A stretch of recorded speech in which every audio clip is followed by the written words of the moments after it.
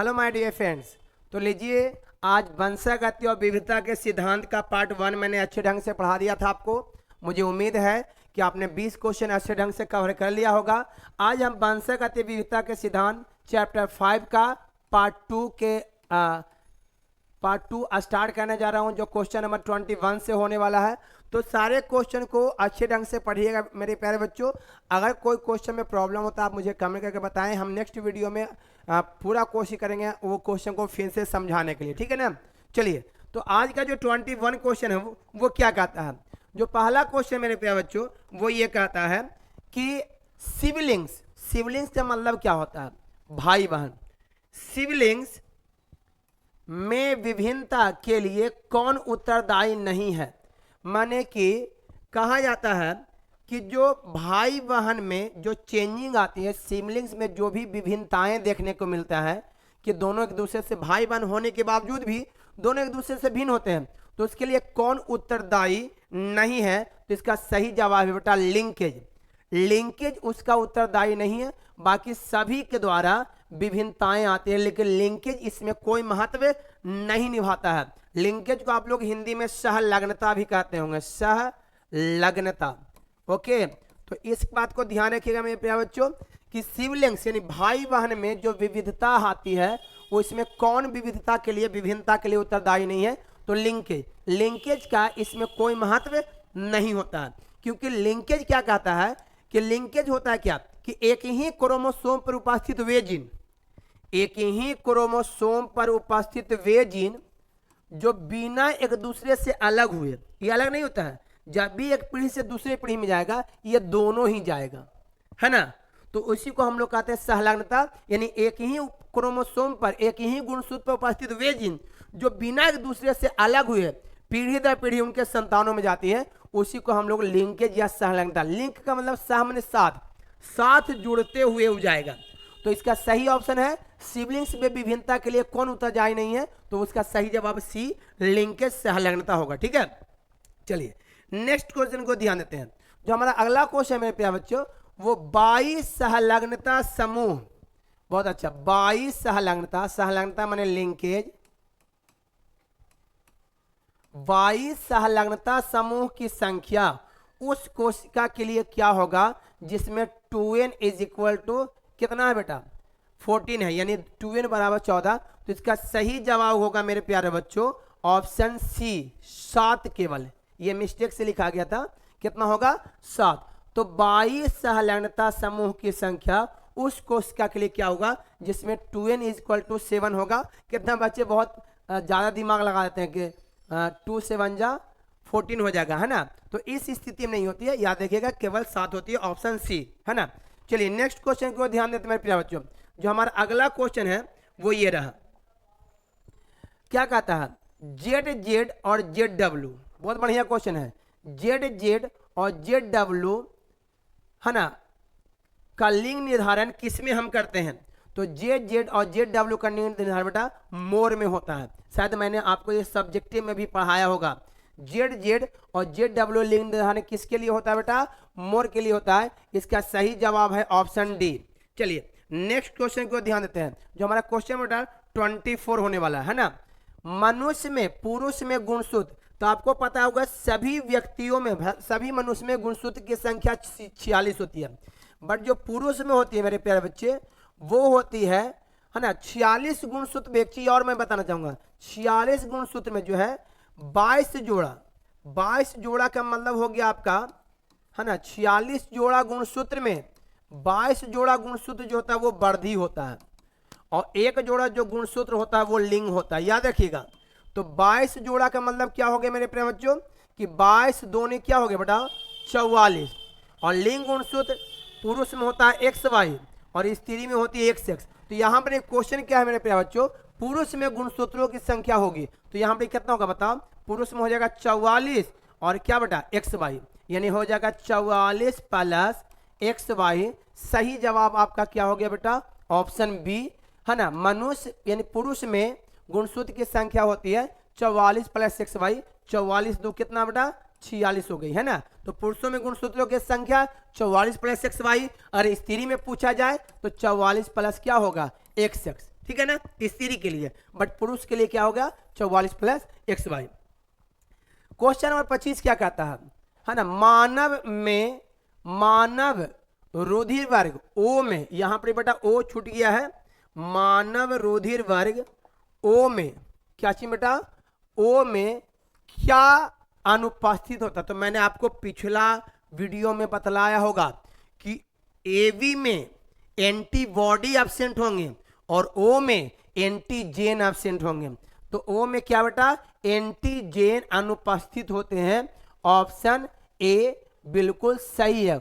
ओ वर्ग में, मानव रुधिर वर्ग ओ में एंटीजेन क्या होंगे, एब्सेंट होंगे, यानी 25 का हमारा बेटा आंसर क्या सही हो गया आपका, ए, है ना। चलिए नेक्स्ट क्वेश्चन को ध्यान देते हैं, जो मैंने आपको पिछला क्लास में भी बताया था एबी के बारे में, ओ के बारे में। किसी बच्चे का संभावित ब्लड ग्रुप, है ना, ब्लड ग्रुप क्या होगा यदि माता और पिता का ब्लड ग्रुप ओ है। तो माता और पिता का जब ब्लड ग्रुप ओ है तो बच्चे में केवल सिर्फ ब्लड ग्रुप ओ ही होगा, क्योंकि माता का ओ है और पिता का क्या बेटा ओ है, तो बच्चे का ब्लड ग्रुप ओ ही होगा, कोई और नहीं, सिर्फ और सिर्फ ओ होगा। तो यानी 26 का हमारा आंसर क्या होगा मेरे प्यारे बच्चों, ए, सिर्फ ओ। चलिए नेक्स्ट क्वेश्चन को ध्यान देते हैं। 27 क्वेश्चन क्या कहता है, इनमें कौन सा रक्त समूह सार्वभौमिक रक्तदाता है जो सभी को खून दे सकता है। तो जाहिर सी सारे बच्चों को पता होगा डी। डी जो ब्लड ग्रुप है इसको कहते हैं हम लोग, है ना, सर्वग्राही, सर्वदाता, ये सभी को खून दे सकता है ना, सर्वदाता। तो सर्वदाता कौन है बेटा, सार्वभौमिक रक्तदाता, सभी को खून दे सकता है, कौन, ओ है। यानी हमारा बेटा क्वेश्चन नंबर 27 का क्या हो गया, डी। चलिए क्वेश्चन नंबर 28 की ओर ध्यान देते हैं। क्या कहता है बेटा क्वेश्चन, एक ही स्थान पर उपस्थित रहने वाले जीन जिनकी विभिन्नता अभिव्यक्त कहलाता है। बहुत अच्छा क्वेश्चन बेटा, एक ही स्थान पर रहने वाला, है ना, उपस्थित रहने वाला जीन, एक ही स्थान पर उपस्थित रहने वाला जीन जिनकी विभिन्नता अभिव्यक्त हो सकता है, वो किसके द्वारा होता है बेटा, तो वो बहुत अलीलता के द्वारा होता है। बहुत अलीलता के द्वारा ही हम हर एक जीन को, विभिन्नता जीन को अभिव्यक्त करते हैं। तो विभिन्नता जहां ही आ गया, बहुअलील याद रखिएगा, बहुअलील, ठीक है ना। बहुत अच्छा क्वेश्चन बेटा। चलिए नेक्स्ट क्वेश्चन होने वाला है जो हमारा क्वेश्चन नंबर 29 है। एक बालक का ब्लड ग्रुप ओ है, इसके बारे में मैंने पिछला क्लास में बताया था। एक बालक का ब्लड ग्रुप ओ है, पिता का ब्लड ग्रुप क्या है, बी है ना। ये क्वेश्चन हमने पिछला क्लास में भी आपको बताया था। किसी बालक का ब्लड ग्रुप ओ है, पिता का ब्लड ग्रुप क्या बेटा, बी है, तो उनका जीनोटाइप क्या होगा, जीन का प्रारूप क्या होगा, तो इसका सही जवाब है ऑप्शन बी, IO और IB, यानी 29 का आंसर क्या बेटा, बी हो जाएगा। चलिए नेक्स्ट क्वेश्चन को ध्यान देते हैं। जो ये आपका 29 क्वेश्चन मैंने पिछला वीडियो में भी समझा दिया था अच्छे ढंग से। विभिन्नताएं अर्धसूत्री विभाजन के दौरान उजागर होती है। विभिन्नताएं जो अर्धसूत्री विभाजन के दौरान उजागर होती है उसे क्या कहते हैं, तो वो बेटा विनिमय का कारण भी है और स्वतंत्र संकलन का कारण भी है। यानी विभिन्नताएं अर्धसूत्री विभाजन के दौरान उजागर होती है विनिमय के कारण और स्वतंत्र संकलन के कारण, यानी हमारा ऑप्शन डी सही हो जाएगा। यानी 30 का ऑप्शन क्या बेटा, डी सही है ना। चलिए हम लोग सारे क्वेश्चन को तेजी से कवर करते जाएंगे। जो हमारा अगला क्वेश्चन बेटा वो ये है, द्विसंकर पृच्छार्थ संकरण का अनुपात क्या है। बहुत अच्छा क्वेश्चन बेटा। तो द्विसंकर पृच्छार्थ संकरण का अनुपात जो है सारे बच्चों को पता होगा। द्विसंकर पृच्छार्थ संकरण का जो अनुपात होगा बेटा वो होगा 1:1:1:1, है ना। क्योंकि ये परीक्षार्थ संकरण किसको कहते हैं, तो जो परीक्षा के आधार पर किया गया था कि चलो हम एक एक्सपेरिमेंट करके देखते हैं इसका रिजल्ट क्या आता है।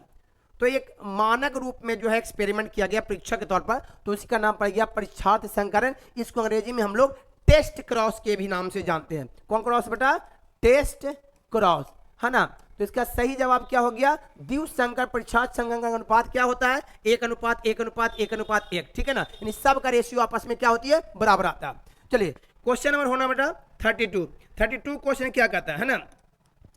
32 को जब विभिन्नता का, 32 क्वेश्चन क्या कहता है, विभिन्नता का परम स्रोत है। विभिन्नता का क्या बेटा, परम स्रोत है। बहुत अच्छा से क्वेश्चन होने वाला। विभिन्नता किसके कारण किसी जीव में आती है, तो विभिन्नता जो आती है बेटा वो इसका सही जवाब है उत्परिवर्तन। जी हाँ, विभिन्नता किसके कारण आती है, उत्परिवर्तन कारण। उत्परिवर्तन का मतलब होता है जीवों के जीन में होने वाला परिवर्तन। और जब जीव के जीन में परिवर्तन होगा तो जाहिर सी बात है विभिन्नताएं देखने को मिलेगा। जैसे हम सभी व्यक्तियों में जो विभिन्नताएं दिखा देती है वो किसके कारण बेटा, उत्परिवर्तन। इसी को हम लोग कहते हैं म्यूटेशन, है ना, इंग्लिश में क्या कहते हैं, म्यूटेशन। तो विभिन्नता का परम स्रोत क्या है बेटा, उत्परिवर्तन, यानी 32 का ऑप्शन क्या बेटा, डी सही होगा। चलिए हम अगला क्वेश्चन क्या कहता है, जो हमारा अगला क्वेश्चन बेटा वो ये है कि लिंकेज यानी सहलग्नता। अभी मैंने बताया था लिंकेज किसको कहते हैं, तो एक ही क्रोमोसोम पर उपस्थित वे जीन जो बिना एक दूसरे से अलग हुए पीढ़ी दर पीढ़ी उनके संतानों में जाता है, उसी को हम लोग कहते हैं लिंकेज। तो लिंकेज का खोज किसने किया था, सारे बच्चों को इसका आंसर पता होगा कि लिंकेज का जो खोज किया था वो पुन्नेट ने किया था, जिसका पूरा नाम है आरसी पुन्नेट, है ना। आरसी पुन्नेट ने लिंकेज यानी सहलग्नता का खोज किया था। बहुत बढ़िया क्वेश्चन बेटा, ध्यान रखिएगा। क्वेश्चन नंबर 34 क्या कहता है, जब किसी उत्परिवर्तन यानी जब किसी म्यूटेशन, बहुत बढ़िया देखिएगा, जब किसी उत्परिवर्तन से प्यूरिन के स्थान पर पिरिमिडिन आ जाता है। आपने पढ़ा होगा, है ना, प्यूरिन और पिरिमिडिन, एडेनिन और ग्वानिन ये प्यूरिन होता है, और साइटोसिन और थाइमिन ये पिरिमिडिन होता है। तो प्यूरिन के स्थान पर अगर पिरिमिडिन आ जाए, है ना, प्यूरिन के स्थान पर अगर पिरिमिडिन आ जाए, यानी प्यूरिन के स्थान पर पिरिमिडिन प्रतिस्थापित हो जाए, तो इसे हम लोग क्या कहेंगे। बहुत बढ़िया क्वेश्चन बेटा, और इस क्वेश्चन का चर्चा हम लोग ज्यादातर अध्याय 6 में भी करेंगे, है ना, अध्याय 6 जिसका नाम है वंशागति का आणविक आधार। फिलहाल ये क्वेश्चन इसमें आया तो हम इसमें थोड़ा चर्चा करेंगे। जब किसी उत्परिवर्तन के कारण प्यूरिन कौन कौन है बेटा, एडेनिन और ग्वानिन, और प्यूरिन के स्थान पर पिरिमिडिन प्रतिस्थापित हो जाए, तो इस घटना को हम लोग क्या कहेंगे, सर बच्चे बताइए। तो इस घटना को कहेंगे ट्रांसवर्शन। क्या कहेंगे बच्चा, ट्रांसवर्शन। ऑप्शन क्या, बी सही है। चलिए हमारा क्वेश्चन नंबर क्या बेटा 35 क्या कहता है, एक बिंदु उत्परिवर्तन है। बहुत बढ़िया क्वेश्चन बेटा, एक बिंदु उत्परिवर्तन है, बहुत अच्छा ध्यान से देखिएगा। एक बिंदु उत्परिवर्तन जो है वो सिकल सेल एनीमिया है ना, कौन बेटा, सिकल सेल, है ना, एनीमिया, जिसको कहते हैं दांत रक्त अरक्तता, ठीक है ना, कोई दिक्कत। तो सिकल सेल एनीमिया एक बिंदु उत्परिवर्तन है, जो सबको पढ़ा हुआ क्वेश्चन होगा, है ना। सिकल सेल एनीमिया क्यों कहते हैं, तो जब भी सिकल सेल एनीमिया में जो आरबीसी का आकार है बेटा वो हंसीय आकार का हो जाता है। कौन आकार का, हंसीय आकार मैंने सिकल के आकार का। जो आरबीसी है लाल रक्त कोशिका, उसका आकार जो होता है वो हंसी यानी सिकल के आकार का होता है। तो इस क्रिया को हम लोग कहते हैं, इस बीमारी को कहते हैं सिकल सेल एनीमिया। और सिकल सेल एनीमिया में होता क्या है, हमारे शरीर में रक्त का बनना बंद हो जाता है ना, याद रखिएगा। तो आरबीसी का जो आकार है वो हंसीय आकार का हो जाता है। हंसीय का मतलब होता है सिकल के आकार का, है ना। तो कोशिका का आकार क्या हो गया, सिकल। तो इसके कारण शरीर में खून की क्या जाती है, कमी। बहुत बढ़िया समझिएगा, आरबीसी का जब आकार जो है वो हंसीय आकार का हो जाता है, तो इस हंसीय को हम लोग इंग्लिश में क्या कहते हैं, सिकल। और चूंकि यह है कोशिका है और इसके कारण खून की शरीर में कमी होने लगती है, इसलिए इस बीमारी का नाम पड़ता है सिकल सेल एनीमिया, जो कि एक बिंदु परिवर्तन का उदाहरण है। तो ऑप्शन नंबर 35 का आंसर क्या बेटा, बी सही होगा, है ना। चलिए नेक्स्ट क्वेश्चन को ध्यान देते हैं। जो हमारा अगला क्वेश्चन बेटा वो ये है 36, एक प्रबल म्यूटाजन है। बहुत बढ़िया क्वेश्चन है, एक प्रबल म्यूटाजन है। तो प्रबल म्यूटाजन का जो इसका सही जवाब है बेटा वो एक्स किरण है। कौन करें बेटा, एक्स किरण एक प्रबल म्यूटाजन है, ठीक है ना। तो 36 का आंसर कौन बेटा, डी सही होगा। चलिए नेक्स्ट क्वेश्चन को ध्यान देते हैं। क्वेश्चन मेंडल के नियम का एक अपवाद है, सबको ये पता होगा बच्चों को। मेंडल के नियम का एक अपवाद है, सारे बच्चे इसका आंसर बताएंगे कि मेंडल के नियम का अपवाद कौन है बेटा, बहुत अच्छा से बताइएगा। क्वेश्चन नंबर 37 क्या कहता है, मेंडल के नियम का अपवाद है सहलग्नता। क्योंकि मेंडल ने क्या किया था कि मेंडल ने कहा कि जब बड़की टीटी है यानी शुद्ध लंबा, ये हो गया शुद्ध बौना, तो केवल एक ही जीन एक पीढ़ी से दूसरे पीढ़ी में जाएगा। लेकिन सहलग्नता क्या कहता है कि एक ही क्रोमोसोम पर उपस्थित वे जीन, एक ही क्रोमोसोम पर उपस्थित है जो बिना एक दूसरे से अलग हुए जब भी जाएगा तो दोनों साथ ही जाएगा। लेकिन मेंडल में दोनों साथ नहीं जा रहे, एक एक जीन ही केवल आ रहे हैं। तो ये सहलग्नता जो है मेंडल के नियम का एक क्या बेटा, अपवाद है ना। यानी 36 का आंसर क्या हो गया बेटा, आपका सी हो गया। चलिए 38 क्या कहता है क्वेश्चन, क्रॉसिंग ओवर किस अवस्था में होती है। इसका सही जवाब सबको बच्चों को पता होगा, पैक्टिन की अवस्था में। क्रॉसिंग ओवर किस अवस्था में होती है, पैक्टिन की अवस्था में। यानी 38 का क्वेश्चन, बार बार ये क्वेश्चन पूछा जाता है, क्रॉसिंग ओवर किस अवस्था में होता है। क्रॉसिंग ओवर किस अवस्था में होती है, ये भी आपको लिंकेज से ही जुड़ा हुआ क्वेश्चन है। तो क्रॉसिंग ओवर किस अवस्था में होता है, पैकेटिन की अवस्था में। यानी 38 का आंसर क्या बेटा, सी सही होगा, है ना।